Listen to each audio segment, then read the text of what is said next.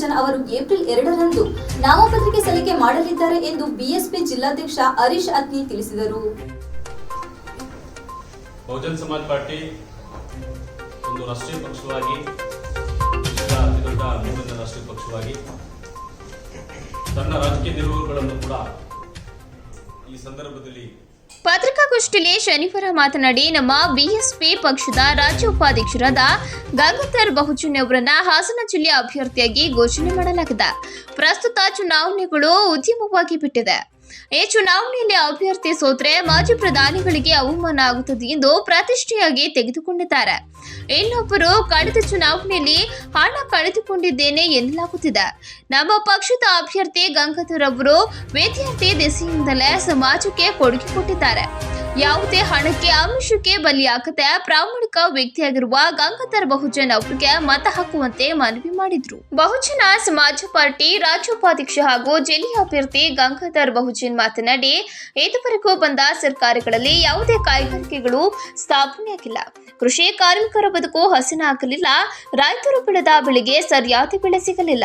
ಬೆಲೆ ನಿಗದಿ ಮಾಡುವಲ್ಲಿ ಸರ್ಕಾರ ವಿಫಲವಾಗಿದೆ. ಕಾಡಾನೆ ಸಮಸ್ಯೆಗೆ ಶಾಶ್ವತ ಪರಿಹಾರ ಕಂಡುಹಿಡಿಯಲಿಲ್ಲ. ಎಲ್ಲಿ ಅಣೆಕಟ್ಟು ಇದ್ರೂ ಇಲ್ಲಿಗೆ ನೀರು ಕೊಡಲಿಲ್ಲ.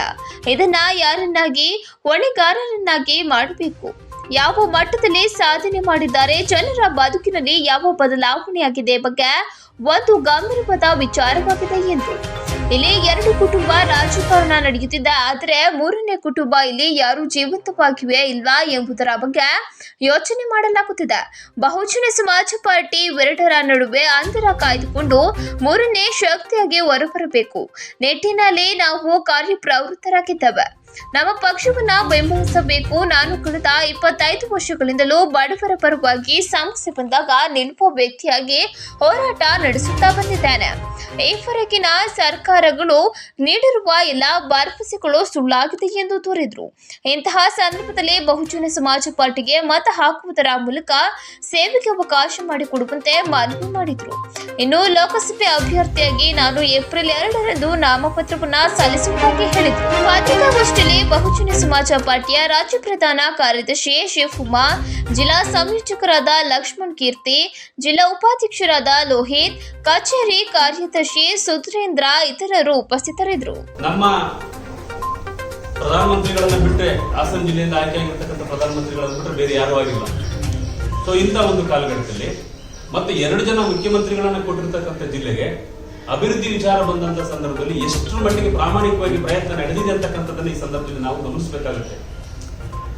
ಬಹಳ ಕೃಷಿ ಕ್ಷೇತ್ರ ಬಹಳ ಮುಂಚೂಣಿಲಿರ್ತಕ್ಕಂಥ ಹೆಚ್ಚು ಉದ್ಯೋಗ ಸೃಷ್ಟಿ ಮಾಡ್ತಿರ್ತಕ್ಕಂಥ ಕ್ಷೇತ್ರ ಇಲ್ಲಿ ಮಾಡಲಿಕ್ಕೋಸ್ಕರ ನಮ್ಮ ಪಕ್ಷದ ರಾಜ್ಯ ಉಪಾಧ್ಯಕ್ಷರು ಮತ್ತು ಯಶಸ್ವಿ ಹೋರಾಟಗಾರರಾದ ಗಂಗಾಧರ್ ಬಹುಜನ್ ಅವರನ್ನ ನಾವು ಈ ಸಂದರ್ಭದಲ್ಲಿ ಅಭ್ಯರ್ಥಿಯಾಗಿ ಪಕ್ಷ ತೀರ್ಮಾನ ಮಾಡಿದೆ.